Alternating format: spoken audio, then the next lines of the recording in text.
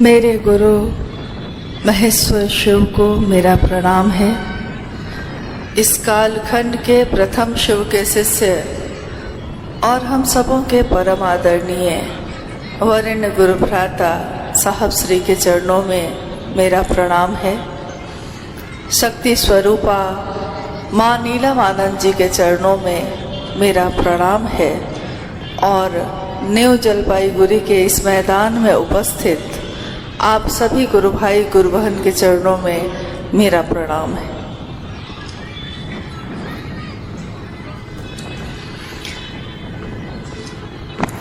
मेरे गुरु महेश्वर शिव की असीम दया के कारण इस जीवन में शिव की शिष्यता उतरी और ऐसे उतरी जिसने फिर सोने ना दिया। कहते हैं कि ख्वाब सपने अक्सर लोग नींद में देखते हैं, परंतु कभी कभी आंखें खुली हों और सपना सच हो जाता है। वैसे ही हमने खुली आंखों से शिव की शिष्यता का दर्शन किया। शिव की शिष्यता हमारे हृदय में आज विराजमान है, हमारे दिल की धड़कनों के साथ चल रही है। जगत शिष्य भाव को देखकर गुरु के भाव को समझ पा रहा है। ये उसी शिव की असीम दया से संभव हो सका। आज चाहे दुनिया में कहीं भी महादेव की बात होती हो तो हजारों साल के इतिहास में महादेव के सारे स्वरूपों को समान रूप से प्रसिद्धि प्राप्त होती रही।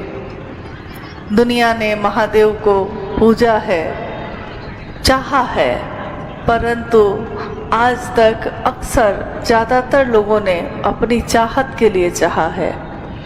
इस कालखंड में एक शिव के शिष्य का आविर्भाव हुआ, अवतरण हुआ, जिनके बारे में आपने सुना कि बिहार के सिवान जिले के अमलोरी नामक ग्राम में 31 अक्टूबर 1948 को बालक हरिंद्रानंद जी का जन्म हुआ। शिव की शिष्यता की पृष्ठभूमि में आपने कुछ बातें भाई परमेश्वर जी से सुनी। कुछ बातें मैंने इसलिए कही क्योंकि असंख्य बातें लिखी नहीं गईं, असंख्य बातें कही नहीं गईं, लेकिन बहुत लोगों ने अपनी आंखों से देखा। शायद भविष्य में ये लिखी जाए और लोग इस बात को जान सके कि शिव के शिष्य साहब हरिंद्रानंद जी के जीवन में और क्या क्या हुआ। परंतु आज तक जितनी चीज़ें लिखी गईं, जितनी बातें आपने साहब श्री के मुख से सुनी है या अन्य गुरु भाई गुरु बहनों के मुख से सुनी है, उसमें एक अंदाज़ा हो गया होगा कि हम किसकी बात कर रहे हैं। साहब हरिंद्रानंद जी, दीदी नीलम आनंद जी, साहब और दीदी का ये जीवन जो इस धरती पे अवतरित हुआ, रहा और शिवलीन हुआ। जब शिवलीन हो जाता है कोई तो लोग कहते हैं कि शरीर में उपलब्ध नहीं है, परंतु उनके विचार, उनकी सोच, उनका संकल्प इतना दृढ़ है, इतना मजबूत है कि शरीर की बाध्यता भी इसमें ख़त्म हो गई। शरीर सामने अब नहीं, परंतु वो सोच अब करोड़ों लोगों की सोच बनकर सामने आ रहा है, करोड़ों लोगों के दिलों में धड़कता है। एक साहब का जन्म हुआ, एक दीदी का जन्म हुआ, परंतु गुरु क्या करते हैं? गुरु हमारे मन में सोए हुए शिष्य के भाव को जगा देते हैं। गुरु ईश्वर का प्रेम जो हमारे हृदय में सोया है उसको जगा देते हैं। जिस तरह कभी अष्टावक्र ने राजा जनक के हृदय में जगा दिया तो जीवन मुक्त हो गए, जिस तरह कभी गुरु रैदास ने मीरा के हृदय में जगा दिया तो मीरा रानी दीवानी कहने लगी। घटना है कि रानी कृष्ण के प्रेम में ऐसी परी ये प्रेम क्या बाहर से आया था, ये प्रेम तो उसके हृदय में था पहले से ही, परंतु एक चिंगारी थी, सुलग रही थी। गुरु ने, रैदास ने मीरा के हृदय में इस चिंगारी को ऐसा प्रज्वलित किया कि सोलों की तरह ये धधक उठा। और जब गुरु के प्रति प्रेम बढ़ता है, गुरु के कारण ईश्वर के तरफ प्रेम बढ़ता है, तो फिर हम अपने अस्तित्व को भूल जाते हैं। हम भूल जाते हैं कि हम क्या हैं, कहाँ से आए हैं, कहाँ को जाएंगे, किस कारण से मेरा इस जगत में क्या अस्तित्व है, सब कुछ भूल जाते हैं। इसीलिए मीरा रानी, जो रानी थी राजस्थान में, और महलों से निकलकर सड़कों पे आ गई। महलों में सब कुछ था, नौकर चाकर थे, ऐश्वर्य था, परंतु वो प्रेम जो वो ढूंढ रही थी वो नहीं मिल रहा था। महल में ही तो थी वो, महलों में रहते हुए भी उसके अपनों ने जहर का प्याला पिला दिया था और मीरा ने समझा कि अपना कोई नहीं, तो वो ईश्वर के प्रेम में सड़कों पे निकल गई। जब निकली तो उसने देखा कि बाहर तो प्रेम ही प्रेम है, हर जगह तो वही है। तो इस पे गीत लिखे गए, इस पे कहानियां हैं कि ऐसी लागी लगन मीरा हो गई मगन, वो तो गली गली हरि गुन गाने लगी, महलों में पली बनके जोगन चली, मीरा रानी दीवानी कहाने लगी। तो एक मीरा रानी की ये कहानी हम सदियों से सुन रहे हैं और समझ रहे हैं, लेकिन इस कालखंड में हमने देखा कि महलों में पली बनके जोगन चली। कौन? अभी आपने सुना माँ नीलम आनंद के बारे में। वो महलों में ही तो जन्म हुआ था उनका। एक जमींदार परिवार की, घर में 100 नौकर चाकर, ऐश्वर्य की कोई कमी नहीं, सुविधा और संपत्ति की कोई कमी नहीं। पिता इतने बड़े आदमी, आज भी उनके पिता मऊआर साहब का नाम सुनकर लोग अदब से खड़े हो जाते हैं। सम्मान की कोई कमी नहीं। पति डिप्टी कलेक्टर, ससुर एजुकेशन डायरेक्टर, यानी अस्तित्व देखा जाए तो धरती पे जो होता है वो सब उनके पास उपलब्ध था ना। परंतु जब साहब ने शिव को गुरु बनाया सन 1974 में, जब साहब ने शिव को गुरु बनाया तो उन्होंने अपने दिल में पैदा हुई चिंगारी में से एक चिंगारी तो माँ नीलम आनंद के हृदय में भी डाल ही दी। खत में लिखा कि नीलम, मैंने शिव को अपना गुरु बना लिया है, तुम भी शिव को अपना गुरु बना लो। माँ नीलम आनंद ये खत, ये पत्र जब उनको मिला तो वो इतनी आह्लादित हुई। और कालांतर में, समय के अंतराल में हमने देखा कि वो रानी नीलम आनंद, राजमणि नीलम आनंद सड़कों पे घूमने लगी। अभी आपने सुना अनु भैया से कि विदेशी गाड़ियां जिनके घर में यहाँ से वहाँ तक लगी रहती थी, वो नीलम आनंद साहब के साथ अपने गुरु का संदेश लेकर, अपने शिव का संदेश लेकर गली गली घूमने लगी। क्या उनको अपना अस्तित्व याद था? नहीं, वो भूल गई कि उनका इस धरती पे क्या अस्तित्व है।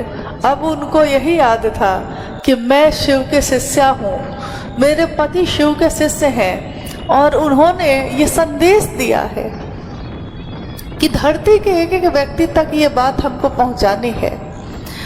क्या अगर उन तक ही ये रहता तो उनको कुछ प्राप्त नहीं होता? साहब को प्राप्त होता, माँ नीलम आनंद जी को प्राप्त होता, परंतु उनके मन में जो अंतः प्रेरणा ने आध्यात्मिक आह्लाद जगाया, उसके कारण उन्होंने प्रत्येक मानव को इस संक्रांति काल में, अध्यात्म के इस संक्रांति काल से मुक्त करने की प्रेरणा जगाई और ये काम उन्होंने किया। अक्सर जब मैं इस घर में आई, मैंने सुना उनके मुख से कि किस तरह एक डिप्टी कलेक्टर अगर ईमानदार हो तो उसके घर के मूलभूत इच्छाएं भी, मूलभूत ज़रूरत भी पूरी नहीं हो पाती।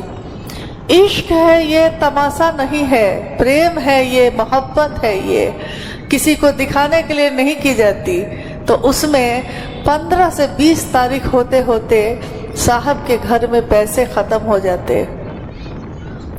15-20 तारीख को अगर पैसे ख़त्म हो जाएं तो आगे भोजन क्या होगा, कैसे रहेंगे, कोई बीमार हो गया तो दवा क्या खाएंगे, कोई नहीं जानता कि कैसे जीवन कटेगा। फिर भी उन्होंने महादेव के काम को करना नहीं छोड़ा, फिर भी उन्होंने महादेव के लिए ये संदेश लेकर जाने का काम नहीं छोड़ा। कैसे किया होगा ये तो वही जानते होंगे। रातों में जब साहब रोते, आंखें आंसुओं से भर जाती, तो माँ नीलम आनंद जी ने बताया था कि जब उनकी आंखों से आंसू गिरते और वो कहते कि नीलम, क्या लोग महादेव को गुरु बनाएंगे? क्या लोग, जगत के लोग जिनकी आदत है अपने लिए शिव को चाहना, शिव से चाहना जिसकी आदत है, शिव को चाहेंगे? क्या जगत के लोग शिव को चाहेंगे? जैसा माँ उमा ने चाहा कि वरहूं शंभु नहीं तो रहूं कुंवारी, जैसे मैंने चाहा, जैसे तुमने चाहा, क्या धरती के लोग भी महादेव को वैसे ही चाहेंगे? और माँ नीलम आनंद कहती, हाँ चाहेंगे, क्योंकि आपके संकल्प में ये पावन संकल्प है, ये पवित्र संकल्प है। और कहते हैं कि उद्गम जैसा होता है, रास्ते की गंदगियां लाख उसमें शामिल होगी, लेकिन उद्गम से जो पैदा होता है, जो गंगा की धारा पैदा होती है, अपने उद्गम के स्थल पे जहाँ से वो शुरू होती है, कमजोर ही तो होती है, पतली सी धारा ही तो होती है, परंतु जैसे जैसे वो गंगा आगे धरती पे बढ़ती जाती है, गंगा की धार चौड़ी होती जाती है और रास्ते की गंदगियां उसमें शामिल होती हैं, क्योंकि धरती है, धरती पे गंदगी शामिल होगी ही होगी। पावन नहीं है ये, इसमें अच्छाई भी है, इसमें बुराई भी है, इसमें सुख भी है, इसमें दुख भी है। तो रास्ते की गंदगियां तो शामिल होंगी, लोगों के कुविचार भी शामिल होंगे, परंतु फिर भी पावन पावन ही रहेगा। और आज भी हम आप ये देखते हैं कि पावन पावन ही है। हालांकि हर तरह के लोग इस धरती पे मिलते हैं, बहुत सारे ऐसे मिलते हैं जो शिव को चाहते हैं, बहुत ऐसे मिलते हैं जो शिव से चाहते हैं, परंतु इसमें अपनी अपनी मानसिकता का मिश्रण करने वाले लोग भी भूल जाते हैं कि उनके गुरु शिव हैं। शिव निविड़ अंधकार में परी चेतना को भी अंधकार से खींचकर रोशनी में लाने का काम करते हैं। करता करे न कर सके, गुरु करे सो होए, 3 लोक 9 खंड में, शिव से बड़ा न कोई। शिव से बड़ा कौन है? इन तीनों लोकों में शिव से बड़ा कोई नहीं। इसलिए चाहे वो कैसा भी जीव हो, कैसी भी जीवात्मा हो, अगर उसके विचार में भी ये आता है कि मेरे गुरु शिव हैं, तो महादेव गुरु के रूप में उसका शिष्य भाव ग्रहण करते हैं। इसलिए ये कभी मत सोचिएगा कि मैं अच्छी हूँ या बुरी हूँ, मैं भला हूँ या बुरा हूँ, मैं जैसा भी हूँ मेरी लाज तू ही रखना। महादेव ही उसकी लाज रखते हैं। धरती के लिए मैं बुरा हो सकता हूँ, धरती के लिए मैं अच्छा हो सकता हूँ, परंतु महादेव से क्या छिपा है? जिसने हमको आपको बनाया है उससे हमारा आपका क्या छिपा है? तो जब साहब और दीदी के जीवन में ये बातें चल रही थी, एक तरफ चमत्कारों का सिलसिला चल रहा था और एक तरफ घनघोर दरिद्री भी छाई हुई थी। हर 15-20 दिन होते होते जीवन में विकट स्थिति पैदा हो जाती। वैसी माँ नीलम आनंद वैसे साहब के साथ प्रतिदिन जो चमत्कार घटित हो रहे थे, उसमें साक्षात शिव और भगवती के ही ये चमत्कार घटित हो रहे थे। चमत्कारों की एक लंबी श्रृंखला है जो आपने सुनी होगी। उस लंबी श्रृंखला में एक घटना और आती है महिषी की। महिषी क्योंकि बंगाल शक्ति का क्षेत्र भी कहा जाता है, तो बंगाल में शक्ति की बात ना हो तो बड़ा अचरज की बात हो जाएगी। तो बंगाल जो शक्ति का क्षेत्र है उसमें साहब और दीदी के जीवन में शक्ति के साथ घटित एक घटना है जो मैं आपको सुना रही हूँ। महिषी में माँ उग्रतारा का मंदिर है, महर्षि वशिष्ठ के द्वारा स्थापित वो मंदिर जो बहुत जागृत है। और आपने महिषी का नाम सुना होगा शायद, पंडित मंडन मिश्र और उनकी पत्नी भारती, जिनका शास्त्रार्थ हुआ था आदि शंकराचार्य के साथ, और अपने शास्त्रार्थ में उन्होंने हरा दिया था। उस स्थल पे एक समय एक ऐसी बात हुआ ये कि मधेपुरा से साहब गए दर्शन करने, माँ का दर्शन करने। तब तक सिंहेश्वर मंदिर जो मधेपुरा में है वहाँ पे प्रसाद चढ़ाने की जो घटना थी वो हो चुकी थी। साहब ने प्रसाद चढ़ाया था, आपने सुना अभी जब भाई परमेश्वर जी आपको शिवशिष्टता की पृष्ठभूमि बता रहे थे, तो उन्होंने बताया कि साहब ने मिठाई की थाली सामने रखकर यही कहा था उस दिन कि बुढ़ाओ इज्जत रखिए। तो आपने सुना, ये उस घटना के कुछ दिन बाद की घटना है। साहब और दीदी आपस में उन्होंने बात की कि माँ तारा का दर्शन करने चलते हैं। साथ में कुछ गुरु भाइयों को भी ले लिया। शिव चर्चा शुरू हो चुकी थी तो गुरु भाई तो बन ही चुके थे। मधेपुरा से कुछ गुरु भाइयों को साथ लिया और वो उन लोगों के साथ महिषी पहुँचे। मंदिर के बाहर प्रसाद की दुकान थी। प्रसाद में जो पेड़ा चढ़ाते हैं हम लोग, दुकान में पेड़े रखे हुए थे। साहब ने पूछा कैसे रुपए हैं? दुकानदार ने कहा कि एक 14 रुपए है, एक 18 रुपए है। साहब ने कहा कि दो तरह का क्यों है, एक 14 रुपए एक 18 रुपए है क्यों? तो दुकानदार ने कहा कि एक में चीनी कम है, एक में चीनी ज्यादा है। दो दोना में, पत्ता के दोना में, दो दोना में उसने प्रसाद बांधा और मानीलम के हाथ में थमा दिया। उसके बाद उस दुकान से आगे बढ़े वो लोग मंदिर के तरफ अब चल पड़े हैं। चलते चलते ऐसे ही सहज भाव से, सोचा नहीं था कुछ, सहज भाव से साहब ने पेड़ा के दोना से एक पेड़ा उठाया, एक टुकड़ा उसका तोड़ा और मुंह में डाल के खाते हुए कहा कि अच्छा है, बढ़िया पेड़ा है। लेकिन उन्होंने ध्यान नहीं दिया कि साथ में उनके कुछ पंडित जी भी चल रहे थे। उन लोगों ने देख लिया और उन्होंने देखा, क्योंकि भारत की पूजा की पद्धति में ये परंपरा है कि जो प्रसाद हम चढ़ाते हैं ईश्वर पे, भगवान पे, देवी पे, उसको कभी जूठा नहीं करते। पहले प्रसाद चढ़ाते हैं, फिर जब प्रसाद उठता है तब उसका वितरण किया जाता है। तो ये देखकर पंडित जी जो थे, साथ में कुछ लोग जो चलने लगे थे, अचानक वो लोग रुक गए और उन्होंने देखा कि उनके नज़र में प्रसाद जूठा हो गया। उन्होंने तेजी से आगे बढ़ के मुख्य पुरोहित को ढूंढना शुरू किया और तब तक माँ नीलमानंद दोना में पेड़ा को लिए हुए मंदिर के गर्भगृह के पास पहुंचने वाली हैं।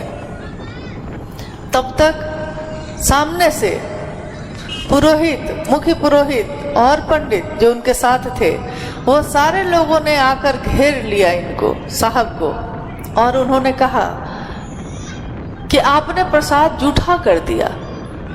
साहब ने कहा कि मैंने प्रसाद जूठा कहाँ किया है? उन्होंने कहा आप चढ़ाने वाले हैं। साहब ने कहा कि मैंने कहाँ कहा है चढ़ाऊंगा मैंने कहा है कि मैं खिलाऊंगा। किसी ने कहा कि महर्षि वशिष्ठ के द्वारा स्थापित ये मंदिर है, इसमें आज तक महर्षि वशिष्ठ से लेकर आज तक कोई भगवती को प्रसाद ना खिला सका, आप खिलाएंगे?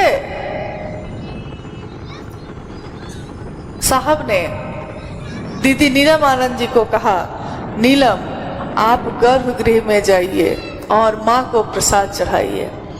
एक गुरु भाई से कहा कि जाके दीदी को कहो प्रसाद चढ़ाएंगी। दीदी अंदर चली गई। बाहर सारे पुरोहित और पंडित साहब से उलझे हुए हैं। दीदी के साथ भी 2 पंडित ऐसे थे जो दीदी के साथ अंदर गए। हालांकि अंदर जाने पे उन्होंने, एक छोटी सी खिड़की है मंदिर में, उसी से प्रकाश की रेखा अंदर आती है। पंडित जी ने उसको भी बंद कर दिया। उसको भी बंद करके उन्होंने जब कहा तो साहब ने कहा कि अरे अंधेरा छा गया है, उसको खोलिए। उन्होंने कहा कि नहीं खुलेगी खिड़की। साहब ने थोड़ा क्रोध में कहा, तमाशा मत करिए, खिड़की खोलिए। तो पुरोहित जी ने खिड़की खोल दी। साहब ने दीदी को इशारा किया प्रसाद चढ़ाने का, और बाहर ही खड़े हैं वो पंडित पुरोहित, उनको घेर के खड़े हैं और वाक युद्ध चल रहा है। तब तक माँ नीलम आनंद, माँ उग्रतारा के समक्ष खड़ी प्रसाद चढ़ाकर ग्रहण करने की विनती कर रही हैं। देखते ही देखते जो मूर्ति रखी है, उस मूर्ति के चारों तरफ एक आभा जो लहरा उठी, और लोगों ने जो वहाँ खड़े थे, 14-15 लोग मंदिर के अंदर गर्भगृह में थे उस समय, उन सब ने देखा कि माँ तारा के गले की सारी मालाएं, अड़हुल के फूल की सारी मालाएं टूटकर गिर गई, और प्रसाद जो दोने में रखे थे, सारे प्रसाद 2 टुकड़े में हो गए, उतने ही टुकड़े में जितना टुकड़ा साहब ने तोड़ा था। आपको ये कहानी लगती है? ये किसी शिव के शिष्य के जीवन की घटी घटना है, ये कहानी नहीं है, क्योंकि ये सारे लोगों के समक्ष हुआ। पंडित जो वहाँ खड़ा था वो बाहर की तरफ दौड़ा, उसने कहा प्रसाद ग्रहण हो गया है, माँ ने प्रसाद ग्रहण कर लिया है, इन लोगों पे महामाया खेल रही है, प्रसाद ग्रहण हो गया। और माँ नीलम आनंद प्रसाद और अड़हुल की मालाओं को अपने आंचल में समेटकर बाहर निकल रही हैं। उन्होंने देखा कि जो मुख्य पुरोहित थे अभी भी उनके पति यानी साहब भैनानंद जी के साथ अभी भी उलझे हुए हैं। तब इनको थोड़ा, अब शक्ति है तो थोड़ा क्रोध तो आएगा। भगवती है, उग्र भी है, सौम्य भी है। सौम्य है, लेकिन जब कोई मर्यादा का उल्लंघन करता है तो उग्र भी होती हैं। तो उन्होंने मुख्य पुरोहित से, माँ नीलम आनंद जी ने कहा, क्या पागल की तरह कर रहे हैं, छोड़िए। और वो सारे लोग फिर अपनी गाड़ी में बैठते हैं, लौट जाते हैं। इस घटना की खबर चारों तरफ के प्रदेश में फैल गई, और ये घटना या इस जैसी अनेक घटनाएं ये बताती हैं कि अगर आपके भाव हो महादेव के लिए तो महादेव प्रकट होते हैं, भगवती के लिए तो भगवती प्रकट होती हैं। साहब ने तो अक्सर कहा ये कि मेरे टेलीविजन में महादेव आते हैं, आप में नहीं आते तो मैं क्या करूं। परंतु आपको सुन के ये भी आश्चर्य होगा कि ये घटना जो मैंने बताई अभी, ये साहब और दीदी के जीवन की है। उसके बाद अभी तक बहुत लोगों के जीवन में इस तरह की अनुभूति घटित हो चुकी है कि उनके पूजा घर में ऐसा हुआ, परंतु साहब ने कभी भी चमत्कार को नमस्कार करने के लिए नहीं कहा। उन्होंने कहा कि जिसकी दया से ये होता है, जिसकी दया से वो उपलब्ध होते हैं, उनसे दया मांगने की जरूरत है। महादेव से दया मांगने के लिए कहा। आज तक भारतीय अध्यात्म में कृपा शब्द का प्रयोग होता आया है। मोक्ष मूलम गुरुर कृपा, मोक्ष गुरु की कृपा से मिलता है। कृपा का अर्थ होता है जो करिएगा सो पाइएगा। तो कृपा यानी जितना भर आपने किया है उतना भर आपको मिलेगा। परंतु साहब ने पहली बार भारतीय इतिहास में पहली बार आध्यात्म के क्षेत्र में दया शब्द का प्रयोग किया। उन्होंने कहा कि दया, महादेव की दया ही अहेतुकी होती है, और आपने कुछ भी ना किया हो तब भी महादेव दया करते हैं। और वो दया करके हम पात्र हो या ना हो, हम योग्य हो या ना हो, परंतु महादेव की दया हमको योग्य बना देती है, हमको पात्र बना देती है। जग में हमने चारों तरफ देखा कि जग में क्या चलन है। जग में यही देखा कि एक दूसरे के सुख में खुद को बड़ी जलन है। कोई थोड़ा सुखी हो तो दूसरे जलने लगते हैं। परंतु इसी जग में हमने ये देखा कि साहब और दीदी जैसे लोग, शिव के लोग आए, शिव का अंश आए, जिन्होंने अपने सुख को दुनिया में बांट दिया। ये कहा कि मेरे घर में कुछ हो ना हो, आपके घर में वो सारी चीजें मिल जाएं। जिसको संतान चाहिए संतान दिया, जिसको ऐश्वर्य चाहिए ऐश्वर्य दिया। खुद अभी मैंने कहा कि उनके जीवन में 15-20 दिन के बाद क्या होता था, परंतु लोगों पे उन्होंने इसका असर नहीं होने दिया। लोगों ने जो चाहा सो प्राप्त किया, सो पाया। कारण एक ही था, ये सारे काम करने के पीछे कारण एक ही था। शिव के शिष्य का इहलौकिक उद्देश्य एकमात्र इतना ही होता है कि शिव की स्थापना हर हृदय में हो जाए, जन जन में हो जाए। धरती के लोगों ने महादेव की स्थापना मंदिरों में की है, देवालयों में की है, मूर्तियों और शिवलिंगों में की है, परंतु शिव के शिष्य साहब भैरवानंद जी ने शिव की स्थापना हर हृदय में की है और सोए हुए मन को जगा दिया है। हमारा मन जो सोया था वो जग गया, तभी हम कहते हैं जागा जागा महादेव। महादेव नहीं सोया है, मेरे आपके अंदर जो महादेव है वो सोया था, जिसको साहब और दीदी ने जगा दिया और ऐसा जगाया कि अब वो सोता ही नहीं है। दूसरों से हम चाहते थे कि प्रेम मिले, अब नहीं चाहते। कभी चाहते थे हम लोग भी कि कोई प्रेम करता, कोई तो अपना होता, कोई तो होता जिसको अपना सब अपना कह लेते हम, कोई होता।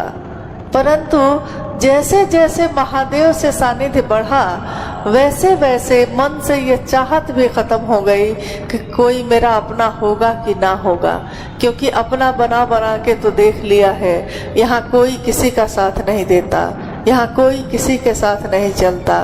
सबकी अपनी अपनी कामना है, अपनी अपनी महत्वाकांक्षा है, और महत्वाकांक्षा और कामना की अग्नि जब प्रज्वलित होती है तो उसमें ईश्वर का प्रेम प्रवेश नहीं कर पाता, क्योंकि ईश्वर का प्रेम प्रवेश करने के लिए समर्पण होना चाहिए, एक निष्ठता होनी चाहिए।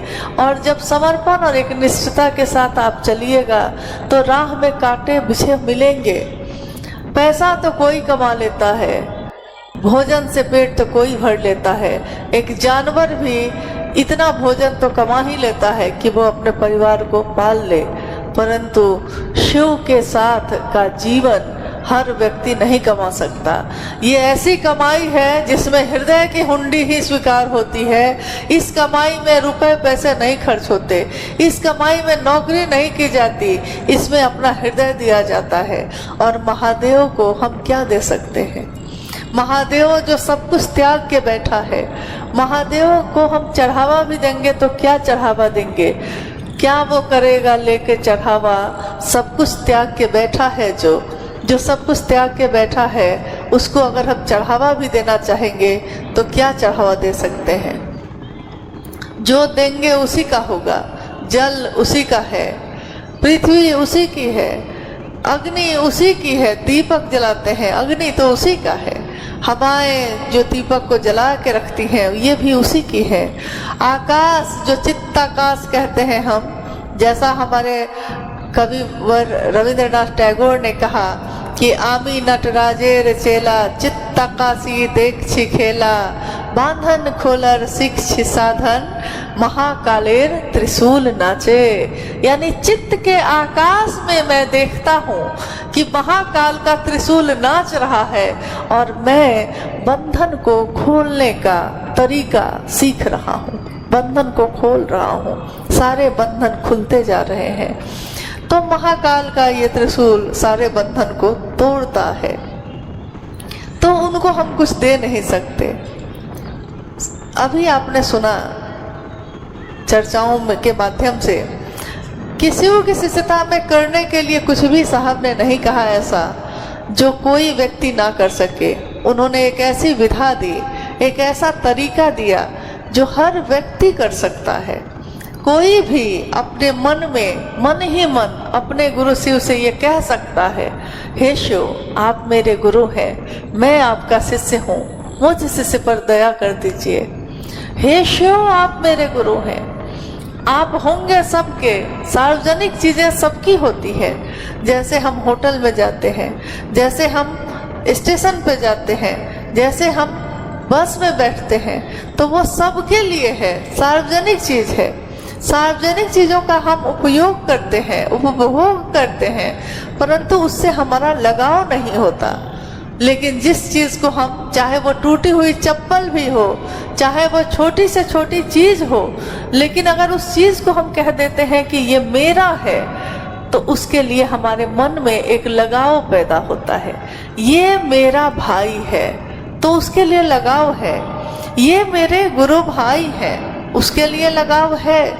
परंतु भैया जरा उठिए, तो भैया तो चलता हुआ शब्द है, सबको बोलते हैं हम लोग, तो सबको बोलने वाली चीज़ों में संबोधन तो होता है, संबंध नहीं होता, लगाव नहीं होता। साहब ने यही कहा कि मन ही मन बार बार अपने गुरु शिव से ये कहिएगा, हे शिव आप मेरे गुरु हैं। मैं कौन हूँ? मैं जो ये कह रहा है हे शिव आप मेरे गुरु हैं, मैं शिव का शिष्य हूँ। इसीलिए इसकी पंक्ति जो पूरी होती है तो कहता है शिष्य कि मैं शिव का शिष्य हूँ, मैं आपका शिष्य हूँ, मैं आपका हूँ, आप मेरे हैं। आप होंगे सबके, मैं भी हूँ बहुतों का, परंतु यहाँ आप मेरे गुरु हैं, मैं आपका शिष्य हूँ। इसके सिवा और मुझको कुछ भी याद नहीं है। मैं शिष्य हूँ तो मुझ पे दया कर दीजिए, क्योंकि शास्त्र पढ़ने मुझको आता नहीं। पढ़ भी लो तो उससे क्या होगा? कोई अगर शास्त्र पढ़ ही लेगा तो क्या वो आत्मा के तल पे जग सकता है? कोई शास्त्रविद हो सकता है, शास्त्रों का अध्ययन करके कोई शास्त्रों का ज्ञाता हो सकता है, परंतु वो आत्मविद नहीं हो सकता।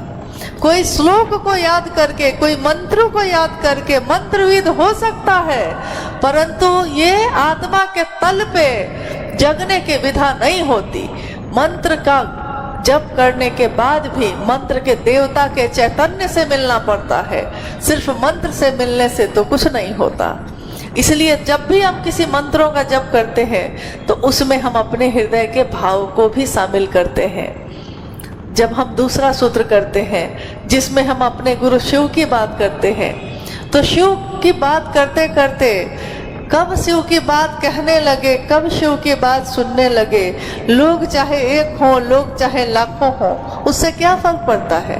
एक आदमी से भी हम वही बात कहते हैं जो लाखों लोगों से कहते हैं।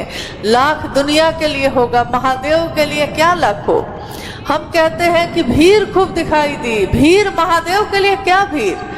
एक विशाल पानी का जहाज हो और उस पे 1 लाख मच्छर बैठ जाए और कैप्टन से पूछते हैं कि आपको कोई दिक्कत तो नहीं है कि हम बैठ गए? कैप्टन कहता है कि 1 लाख और आके बैठ जाओ, जहाज हिलेगा भी नहीं। धरती पे 1 लाख 2 लाख या 5 लाख 10 लाख लोग की भीड़ हो ही जाएगी तो क्या हो जाएगा? जरूरी तो ये है, महत्वपूर्ण तो ये है कि हर हृदय में शिव का नाम जगे। इसलिए भीड़ का आकलन कभी मत करिएगा, कभी मत सोचिएगा कि भीड़ होने से महादेव का काम होता है। हमेशा आकलन इससे कीजिएगा कि क्या हमने और आपने एक आदमी को भी महादेव के तरफ 2 कदम चलाने में मदद की है। अगर मदद की है, यही गुरु का काम है, यही शिव की चर्चा है। एक हृदय से दूसरे हृदय में स्थापना, एक दिए से दूसरे दिए का जलना। आत्मदीपो भव, खुद अपना दीपक खुद बनिए, अपने अंधेरे को खुद रोशन करिए।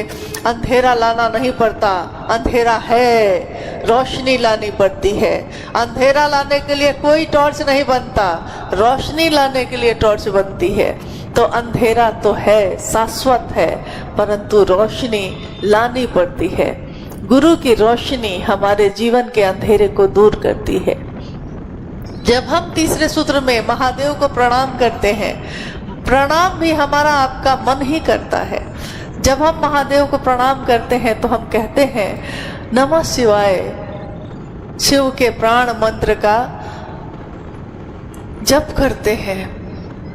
शिव का प्राण मंत्र, जब मंत्र का देवता, उसका प्राण मंत्र इष्ट मंत्र भी बन जाता है, अपना प्राण मंत्र भी बन जाता है, तब मंत्र के देवता और जप करता दोनों का ऐक्य सुनिश्चित होता है। यानी मंत्र है, मंत्र में कोई देवता होंगे। नमः शिवाय मंत्र किसका मंत्र है? नमः शिवाय मंत्र शिव का मंत्र है। तो शिव के मंत्र में चेतना किसकी होगी, चैतन्य किसका होगा, ऊर्जा किसकी होगी? उसमें शिव की ऊर्जा होगी। और जब हम उस सांसों पे या माला पे, सांसों पे सर्वोत्तम विधि है, सांसों पे अगर हम शिव के नाम का जप करते हैं, सांस लिया है तो नमः, सांस निकली है तो शिवाय, ये जो आवृत्ति है नमः शिवाय नमः शिवाय नमः शिवाय, ये आवृत्ति जो मेरे सांसों की है, ये बार बार एक गूंज पैदा करती है। और जब मन भी भजने लगे शिव शिवम शिव शिवम, तब समझिए कि महादेव से मेरा मन एक हो गया। और इसीलिए तो प्रणाम किया जाता है कि मेरा मन उनसे एक हो जाए। प्रणाम दिखाने के लिए नहीं किया जाता। माला पे हम कितना सुंदर करते हैं, या दक्षिण की तरफ, पूरब की तरफ बैठ के करते हैं। महादेव को प्रणाम दिखावा नहीं है, महादेव को प्रणाम यानी हमारा मन झुक गया पूरी तरह महादेव के लिए। एक मुद्रा होती है हाथ जोड़ के प्रणाम करने की, एक मुद्रा होती है पांव छू के प्रणाम करने की, एक मुद्रा होती है साष्टांग लेट कर प्रणाम करने की, परंतु महादेव की मुद्रा होती है मन को झुका कर प्रणाम करने की। इसमें आपके शरीर की मुद्राओं का कोई योगदान नहीं। अगर मन ना झुका तो शरीर झुक भी गया तो क्या होगा? इसलिए महादेव को प्रणाम मन को झुकाने की विधा है। और यहाँ अकर और अहंकार जैसा कुछ भी नहीं है। मखमल जैसा मुलायम होने की विधा है। मखमल की तरह मुलायम है ये, रुई के फाहे की तरह हल्की और मीठी है। अध्यात्म शिव की शिष्यता, इसमें अकर और अहंकार बाधक है। कभी भी अगर ऐसा होता है तो आने मत दीजिए। इस रास्ते में आज करोड़ों लोग चल रहे हैं, चलते जा रहे हैं। कहीं कहीं पे आपको सुन के ये आश्चर्य होगा कि जिस साहब और दीदी के बारे में हम आपसे इतनी बातें बता रहे हैं, हमसे पहले भी जो भी आए गुरु भाई, उन्होंने अपनी अपनी बात कही। उसमें भी साहब और दीदी शिव की शिष्यता के बारे में बताया। लेकिन आपके जलपाईगुड़ी से ही नज़दीक एक जिला है अलीपुर द्वार, मुझको लगता है वहाँ के गुरु भाई गुरु बहन आए हैं। मुझको आज एक घटना और याद आ गई कि उस समय रांची में अग्रसेन भवन में 3 दिवसीय कार्यक्रम होने वाले थे। शायद आपने साहब की चर्चा में इस बात का जिक्र सुना होगा, वीडियो पे सुना होगा कभी। साहब ने कहा कि मैं चाहता हूँ कि पुराने लोग तो हमेशा शामिल होते हैं, लेकिन मैं चाहता हूँ कि जो नए नए गुरु भाई गुरु बहन हैं वो भी, उनको भी शामिल होने का मौका मिले संगोष्ठियों में। तो उन्होंने, एक हमारे गुरु भाई हैं किशनगंज के कन्हैया जी, उनको कहा कि आप कूच बिहार और उत्तरी दिनाजपुर, अलीपुरद्वार, सिलीगुड़ी, इन सारी जगहों पे आप बात करिए और कोशिश करिए कि उन जगहों से कुछ नए लोग यहाँ आए जिनके मन में मैं शिव का आवेश जगा सकूं। साहब खुद कह रहे हैं और बाकी सारे लोग वहाँ बैठे हुए हैं जिसमें मैं भी थी। गुरु भाई ने फोन लगाया, स्पीकर ऑन था, उस फोन पे सुनाई दे रहा था। किसी गुरु बहन को लगाया, गुरु भाई रांची से कह रहे हैं कि साहब का एक कार्यक्रम यहाँ होने वाला है, एक संगोष्ठी होने वाली है, साहब चाहते हैं कि आप में से कुछ लोग इसमें शामिल होइए। लेकिन इतना कहते कहते सामने वाले फोन पे जो गुरु बहन थी, उन्होंने कहा गुरु भाई को कि यहाँ जो भैया आते हैं उन्होंने तो ऐसा कुछ कहा नहीं, यहाँ जो हमारे भैया आते हैं उन्होंने तो कुछ कहा नहीं, आप कहते हैं तो मैं मुख्यालय को क्या जानूं, रखिए फोन, दिमाग मत खराब कीजिए मेरा। और साहब सुन रहे हैं, हम लोग सन रह गए। हम लोगों ने महादेव का काम किया कहाँ? हमने महादेव की स्थापना की। जो महादेव का संदेश लेकर जाता है वो साहब की बात को लेके जाता है, उसकी बात नहीं है ये। तो जब साहब से मिलने से भी दिक्कत होने लगे तो समझिएगा कि ये महादेव का काम हुआ ही नहीं। क्योंकि जिनके कारण महादेव मेरे गुरु हैं, उनसे मिलने में भी अगर कोई गुरु भाई बाधक बन रहा है तो वो गुरु भाई हो ही नहीं सकता, शिव का शिष्य तो कदापि नहीं हो सकता। और आपसे यही अनुरोध है मेरा कि आप सब नए नए फूल हैं, कलियां खिल रही हैं, अनंत फूल खिलते रहेंगे आगे भी, परंतु इन फूलों में सुगंध एक ही रहे, सुगंध शिव की शिष्यता की हो। कोई ना कोई तो कहीं ना कहीं बिया लेके जाता ही है, छींटता ही है, फूल उगाता ही है, परंतु बिया उसका नहीं है। हम सबको किसने छींटने के लिए दिया है? बिया हम छींट तो रहे हैं, लेकिन इस बिये को हमने नहीं उगाया है। इसको छींटने के लिए साहब ने दिया था हम लोगों को और कहा था कि छींटो छींटो, जितना छींट सकते हो छींटो, क्योंकि जंगलों में पेड़ लगाने तुम नहीं जाते। जंगल में पेड़, कोई बिया चिड़िया के चोंच से गिर जाता है और जंगल में पेड़ घने और मजबूत हो जाते हैं। जंगल में पानी पटाने कोई नहीं जाता, पौधे को पानी लगाने के लिए और पौधे की सुरक्षा करने के लिए कोई नहीं जाता। पूरा जंगल जानवरों से भरा हुआ है, फिर भी विपरीत परिस्थितियों में भी अगर बिया धरती पे गिर गया है तो विशाल पेड़ पैदा हो जाते हैं और खड़े होकर छाया और फल और फूल देते हैं। तो हम सबों से साहब ने सिर्फ बिये को छींटने के लिए कहा है, हम मालिक नहीं है। हमारे गुरु भाई गुरु बहन हमारे गुलाम नहीं, हमारे गुरु भाई गुरु बहन शिव के शिष्य हैं और शिव का शिष्य स्वतंत्र होता है। और अगर धरती पे वो जवाबदेह होता है किसी का भी, तो वो जवाबदेह होगा साहब का, दीदी का, क्योंकि बिया तो उन्होंने ही दिया है। तो यहाँ आके हम लोग कहेंगे कि शायद आपको किसी को मैं पसंद ना आऊं, आप पसंद ना आए, लेकिन क्या महादेव भी पसंद नहीं है? क्या साहब दीदी की बात भी पसंद नहीं है? साहब दीदी की बात अगर पसंद है तो उस रास्ते पे चलिए, लेकिन उनके अनुसार चलना होगा, अपने अनुसार नहीं। चलना तो होगा जिन्होंने ये रास्ता दिखाया है उसी के अनुसार ना। जिस घर में हम रहते हैं, रहने को उसमें 10 बच्चे रहते हैं, अगर 10 बच्चे भी घर में रहते हों तो चलना तो उसको घर के पिता के अनुसार ही होता है।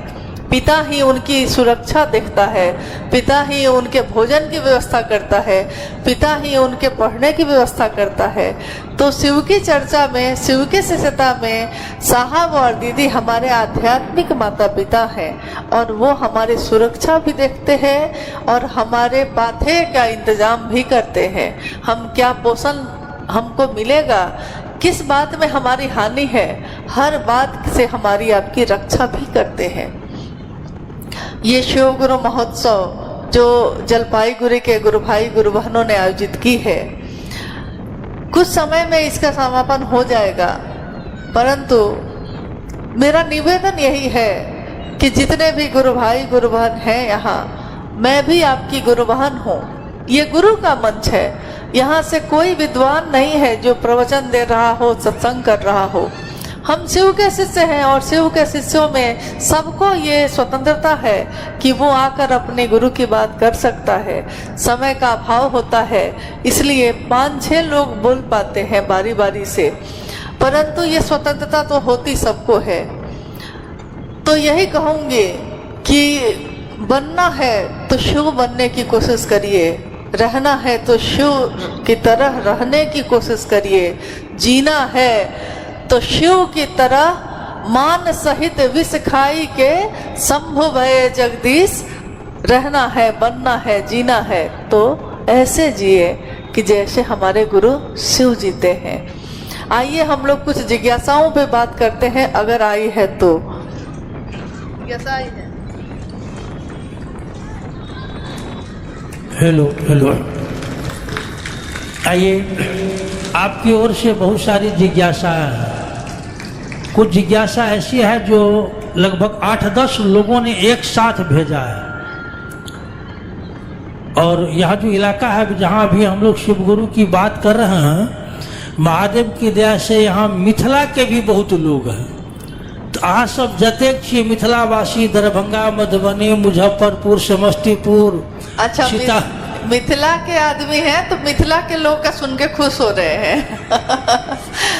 बिहार के वैशाली के भी लोग हैं। अच्छा। तो सारे जी जी जी, बंगाल के लोग हैं। बंगाल तो है, बंगाल में तो है ही दीदी। हाँ। तो सबों की दीदी जिज्ञासा है कि शिव को गुरु मानने से पहले हम लोग महादेव और भगवती का पूजा करते थे। जब से हम लोगों ने शिव को गुरु माना, मन मात्र लोगों को शिव शिष्य बनाने के लिए बेचैन रहता है। ऐसा क्यों? मन शिव को गुरु मानने के बाद मन मात्र लोगों को शिव शिष्य बनाने के लिए बेचैन रहता है, ऐसा क्यों? आपने जिज्ञासा सुनी? जिज्ञासा है, फिर से बोल देते हैं, जिज्ञासा है कि पहले हम लोग महादेव और भगवती की पूजा खूब करते थे। स्वाभाविक है, सर्वाधिक पूजा महादेव की होती आई है। शिव अपनी शक्तियों से जाने जाते हैं, शक्तियां शिव का प्रकटीकरण है, तो शक्तियों की पूजा तो होगी ही होगी। तो शिव और शक्ति की पूजा करते थे, परंतु जब से शिव के शिष्य हुए तब से मन बेचैन होता है शिव का शिष्य के रूप में किसी की घोषणा करने के लिए। अब पूजा के प्रति उतना आकर्षण नहीं लगता है जितना आकर्षण इसके लिए लगता है। अभी जब अनु भैया अपनी चर्चा में बोल रहे थे, आप सुन रहे थे कि जब शुरुआती दिनों में साहब और दीदी शिव चर्चाओं में जाने लगे तो उस समय इतना टेक्नोलॉजी की सुविधा नहीं थी, तो लोगों को मीलों मील चल के, पैदल चल के चर्चा में आना पड़ता था। साहब दीदी भी लंबी लंबी यात्रा करके खेत के मुंडेर पे पैदल चल चल के, कभी ट्रैक्टर पे बैठ बैठ कर चर्चाओं में जा सके। गांव गांव में जाना है तो रास्ता ही नहीं है, सड़क ही नहीं है, तो ट्रैक्टर पे ही जाइएगा ना, जाते रहे। और आज है तो लोग घर पे बैठे बैठे भी मोबाइल पे देख लेते हैं। देखिए, हमने तरीका बदला। कभी पंखा के हवा से, हाथ के पंखे से हम लोग हवा करते थे, धीरे धीरे आविष्कार और हुए, सुविधाएं बढ़ी, तो टेबल फैन आ गया, पेडेस्टल फैन आ गया, सीलिंग फैन यानी छत पे जो पंखा लगता है वो आ गया। तो हम लोग पंखा का आविष्कार हुआ तो पंखा का उपयोग करने लगे। पंखा का उपयोग करते करते फिर एक दिन कूलर का आविष्कार हो गया। तब क्या किए हम लोग? कूलर भी घर में लगा लिए। तो हम लोगों ने ये नहीं कहा कि हाथ के पंखा पे थे तो हम फिर कूलर पे क्यों आए, कूलर पे थे तो हम एसी पे क्यों आए। और कल को एसी से भी बड़ा कुछ बन ही जाएगा, क्योंकि परिवर्तन तो संसार का नियम है, बनेगा ही बनेगा। पूजा पद्धति एक ऐसी पद्धति रही कि हम लोगों ने पूजा पद्धति में कोई बदलाव नहीं किया, परंतु धीरे धीरे अपनी सुविधा के अनुसार पूजा में भी परिवर्तन होने लगे। जैसे पहले हम लोग बृहस्पतिवार को ये नहीं खाना है, ये नहीं पहनना है, साबुन का प्रयोग नहीं करना है, ये सारी चीज़ें घर में चलती थी। अब लोग दिल्ली, बम्बई, कलकत्ता में रह के नौकरी करने लगे, तो बिना साबुन लगाए नहाइएगा तो पसीना आएगा। ऑफिस जाना है रोज, तो रोज लोग साबुन भी लगाने लगे। पहले उपवास करते थे ज़्यादा, उपवास भी धीरे धीरे कम होने लगे। तो अपनी सुविधा के अनुसार इंसान ने परिवर्तन किया, परंतु पूजा पद्धति में ज़्यादा परिवर्तन नहीं हुआ, इसलिए कि एक डर, एक भय था कि अगर ये पूजा, चावल इतना तरह का होना चाहिए, लाल, हरा, पीला, गुलाबी चावल अलग अलग रंग का सजना चाहिए, इतने तरह का व्यंजन चढ़ना चाहिए, भोग लगना चाहिए, 5 तरह का फल होना चाहिए। तो हमारे आपके मन में एक बात बैठी रह गई कि महादेव अगर गुस्सा हो गए तब, अगर कमी हो गई तब, तो हमने इसमें कोई परिवर्तन नहीं किया। जब हम शिव के शिष्य हुए, शिष्य गुरु के नजदीक होगा, उसका मन गुरु के सानिध्य में रहेगा। तो जब हम शिव के नजदीक हुए तो हमने देखा कि महादेव से बढ़ के तो महादेव को जब मन ही मेरा ग्रहण कर रहा है और भाव ही हम महादेव को चढ़ा रहे हैं, तो चाहे और आडंबर या कर्मकांड हो या ना हो, परंतु अगर मन का भाव है तो सबसे बड़ी पूजा यही मानी गई। शिव की चर्चा, शिव की पूजा का हाईटेक विधि ही है, क्योंकि इसमें भी आप क्या करते हैं, महादेव से दया मांगते हैं, महादेव की चर्चा करते हैं, संस्कृत में नहीं करते हैं। मान लीजिए संस्कृत में कर्पूर गौरम करुणावतारम हम नहीं गाते हैं, संस्कृत में गुरु की वंदना अखंड मंडलाकारम व्याप्तम येन चराचरम हम नहीं गा रहे, लेकिन हम बोल रहे हैं, चाहे बंगाली में, चाहे मैथिल में, चाहे नेपाली में, चाहे दुनिया के किसी भी भाषा में बोलते हैं, लेकिन बोलते हैं हम एक ही बात, शिव मेरे गुरु हैं, आपके भी हो सकते हैं। महादेव से दया मांगकर, उनकी चर्चा करके, उनको प्रणाम करके आप शिव का शिष्य हो सकते हैं। शिव का शिष्य जो होगा वो एक दिन शिव का भक्त होगा ही होगा, क्योंकि शिव की शिष्यता विचार में पैदा होती है, विचार एक दिन भाव बनते हैं, भाव एक दिन प्रेम में बदलता है, और प्रेम का चरमोत्कर्ष भक्ति कही जाती है।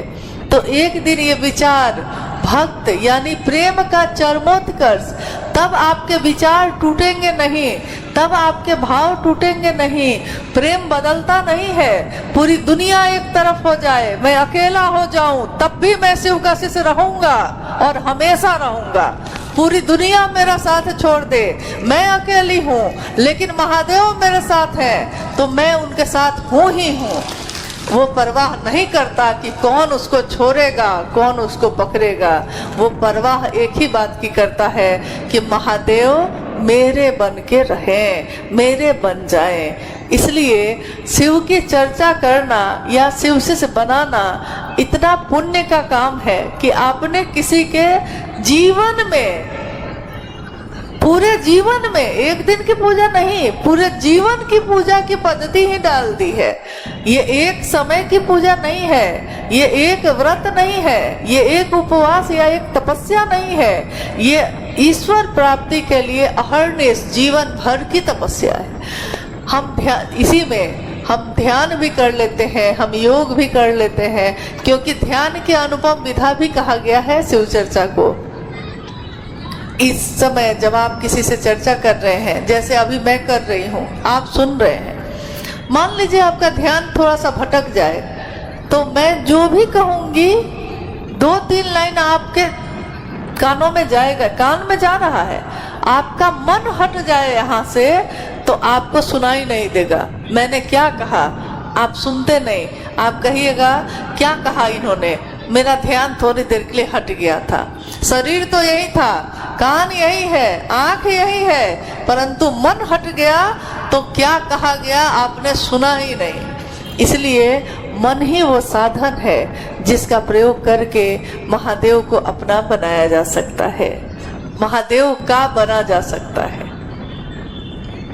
एक अंतिम जिज्ञासा, ये बहुत सारे गुरु भाई गुरु बहनों की आई कि शिव गुरु की चर्चा करना जब गुरु का आदेश है तो चर्चा हम लोग करते हैं, फिर दया क्यों मांगते और नमः शिवाय से प्रणाम क्यों करने के लिए कहा गया? फिर से बोलिए। शिव गुरु की चर्चा करना गुरु का आदेश है जो साहब श्री ने कहा है, फिर दया क्यों मांगते हैं और नमः शिवाय से प्रणाम क्यों करते हैं? अच्छा अच्छा, हाँ, जिज्ञासा को ठीक से समझिए कि गुरु का आदेश है शिव की चर्चा करना, ये हम लोगों ने सुना है, तो फिर साहब ने दया मांगने के लिए क्यों कहा, नमः शिवाय करने के लिए क्यों कहा? क्योंकि गुरु का आदेश ही तो सर्वोपरि होता है, सबसे ऊपर होता है। लेकिन आपने गौर किया होगा कि गुरु आदेशित कर्म यानी दूसरा सूत्र शिव चर्चा दूसरे सूत्र पे है, पहला सूत्र है शिव से दया मांगना। साहब ने अपने जीवन के अनुभूतियों के आधार पे ये तीनों सूत्रों का निरूपण किया है। शिव की चर्चा शिष्य के कर्ता मन के लिए, क्योंकि कर्ता मन है हमारा, हम जब तक कुछ करेंगे नहीं हमको समझ में नहीं आएगा कि हम करते भी हैं कि नहीं, हमसे हो भी रहा है कि नहीं। तो शिष्य के कर्ता मन के लिए, कर्मानुरागी मन के लिए शिव की चर्चा करना है। लेकिन कर्म कुछ करना है ना, हमको कुछ ना कुछ तो कर्म करना है, इसके लिए शिव चर्चा करना है। और कहते हैं कि दूसरे के मन में शिव का आवेश पैदा करते करते अपने मन में भी शिव का आवेश पैदा हो जाता है। दूसरे को स्टेशन पहुंचाते पहुंचाते हम भी स्टेशन पहुंच ही जाते हैं। तो दूसरों का भला करते करते अपना भला भी हो ही जाता है। दूसरे के मन में से प्रेम की बात करते करते एक दिन प्रेम मेरे मन में भी प्रस्फुटन हो ही जाता है।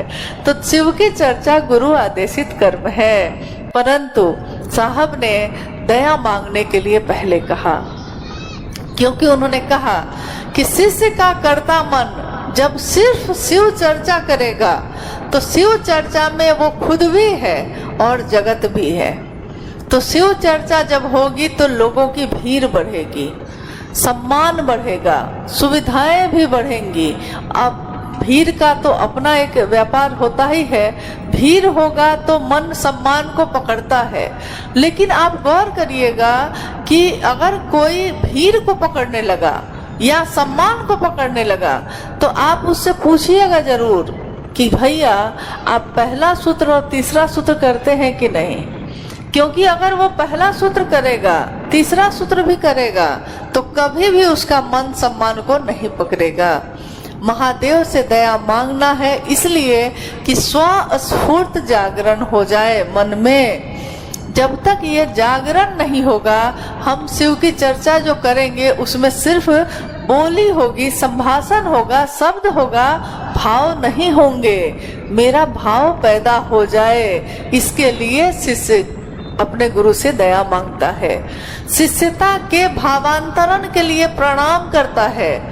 मेरा मन शिष्य भाव में ये जो विचार है वो भाव बन जाए, मेरा स्वभाव बन जाए, इसके लिए वो प्रणाम करता है। कि प्रणाम करते करते बार बार महादेव को प्रणाम करते करते उसका मन प्रणाम की स्थिति में आ जाता है। नमः शिवाय और नमः शिवाय से शिव को प्रणाम करने की विधा दोनों जब एक साथ चलने लगती है तो जो जप करता है, जो मनन कर रहा है अपने मन में नमः शिवाय को, यानी नमः शिवाय मंत्र, नमः शिवाय का जो मनन कर रहा है जब करता, दोनों का जब मन एक हो जाता है, देवता और उसके जपकर्ता का, तो अपना कर्म फल भोगने की व्यवस्था का भी संहार कर सकता है। तो तीसरा सूत्र उन्होंने दिया कि मेरा स्वभाव बन जाए। और जब हम पहला सूत्र भी करते हैं और तीसरा सूत्र भी करते हैं, तो दूसरे सूत्र में अब लाखों लोग भी आ जाएंगे। मेरा मन समझेगा कि किसके कारण आ रहा है, क्योंकि हम समझते हैं कि मुझे कौन पूछता था तेरी बंदगी से पहले, मुझे कौन जानता था तेरी बंदगी से पहले। हम लोगों को कौन जानता, क्यों जानता? मेरे जैसे लाखों लोग हैं, करोड़ों लोग हैं। क्या ऐसा है, क्यों आप बैठे हैं यहाँ, क्यों मैं आके बैठी हूँ यहाँ?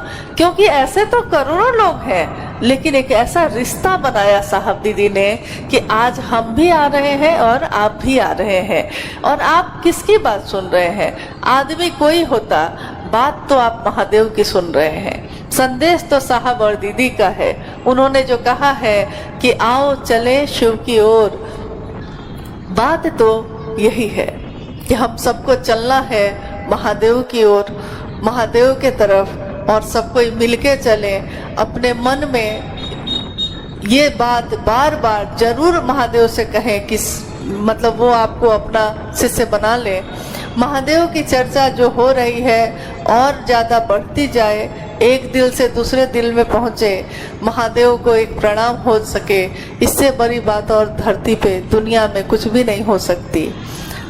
इस योग्य हम कहाँ हैं, गुरुवर तुम्हें मनाए, महादेव मेरे गुरुवर, इस योग्य हम कहाँ हैं, गुरुवर तुम्हें मनाए, फिर भी मना रहे हैं शायद तू मान जाए।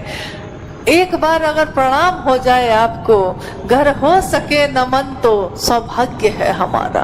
आपको मेरा एक प्रणाम चला जाए तो मेरा सौभाग्य है। इससे बढ़ के इस जीवन में मुझको और कुछ नहीं मिल सकता। चलिए, आप सभी के चरणों में प्रणाम है। आप सबने मिलके इस कार्यक्रम का आयोजन किया। महादेव की दया है, महादेव की दया अहर्निश बरसती रहे। शिव का दया भाव हम सबके जीवन में यूं ही बरसता रहे, इसी की कामना के साथ आप सबके चरणों में मेरा प्रणाम।